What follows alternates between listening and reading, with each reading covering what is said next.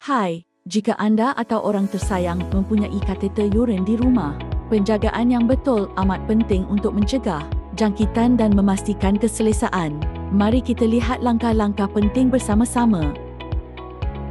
Sentiasa basuh tangan anda sebelum dan selepas menyentuh kateter.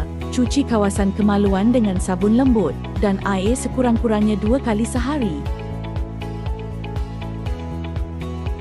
Kosongkan beg urin apabila ia separuh penuh untuk mencegah aliran semula.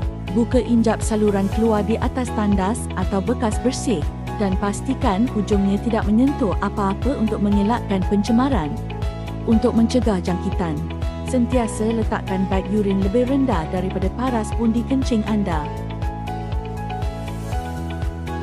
Jangan memulas atau menarik tiup kerana ini boleh menyebabkan saluran tersumbat.